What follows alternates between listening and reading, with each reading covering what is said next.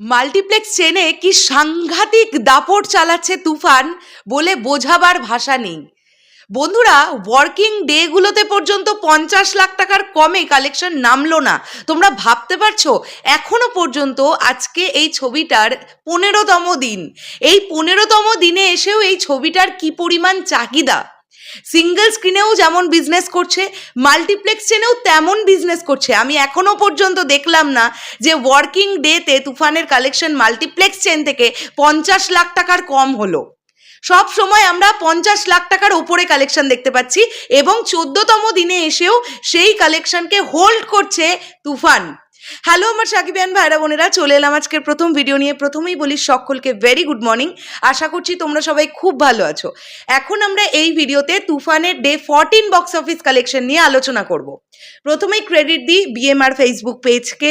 তারা day by day আমাদেরকে multiplex collection provide করে থাকে। গতকালের কালেকশনও আমাদের কাছে এসেছে। তাহলে টোটাল কত টাকার কালেকশন হলো তুফানের, আমার আইডিয়া, আমার প্রেডিকশন কি বলছে সেটাও কিন্তু ভিডিওর শেষে গিয়ে বলবো। আগে আমরা মাল্টিপ্লেক্স চেনের কালেকশনটা দেখে নিই। ডে 14এও তুফানের কবলে মাল্টিপ্লেক্স চেনের কালেকশন হচ্ছে 52,15,000 টাকা। 52,15,000 টাকা। দেখি কোথায় কোথায় কিরকম পারফরমেন্স করলো। ওয়ার্কিং ডে হিসেবে খুবই impressive collection. Star cineplex, Bashundhara, সীমান্ত সম্ভার, সনি স্কোয়ার ও মিলিটারি মিউজিয়ামে যেন তুফানের টিকিট পাওয়াই ভার। অন্যদিকে ঢাকার বাইরে একদম উল্টো চিত্র। ঢাকায় যেভাবে চলছে দিনভর বৃষ্টিতে, আজ ঢাকার বাইরে সে তুলনায় কিছুটা নাজুক ভাব ছিল। আমরা জানি গতকাল কিন্তু বাংলাদেশে অনেক জায়গায় বৃষ্টি হয়েছে। আমি বেসিক্যালি দেখছিলাম যখন তুফান টিম চট্টগ্রামে গিয়েছিল, তো সেই সময় রাইহান রাফি ভাইয়া কিছু ইনস্টাগ্রাম স্টোরি দিচ্ছিলেন যখন তারা ফ্লাইটে উঠছেন, যখন যাচ্ছেন, কি পরিমাণ বৃষ্টি, এবং যখন তারা পৌঁছেছেন গিয়ে সেই সময়েও বৃষ্টি।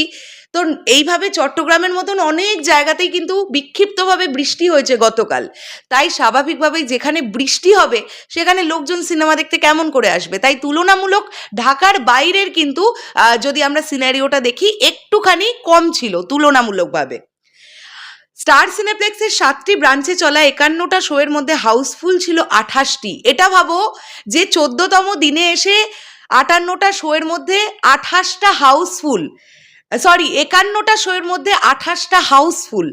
আচ্ছা, অলমোস্ট ফুল ছিল 5টা। অন্যদিকে লায়ন সিনেমাসে চলা 11টি শোয়ের মধ্যে কোনো হাউসফুল ছিল না। চট্টগ্রামের সিলভার স্ক্রিনে চলা 4টি শোয়ের মধ্যে একটি অলমোস্ট ফুল ছিল। বগুড়ার মমিনে 4টি শো, গ্র্যান্ড সিলেটে 3টি শো এবং রাজশাহীর গ্র্যান্ড রিভারভিউয়ে 3টি শো চলেছে। কোনো শোটি হাউসফুল যায়নি।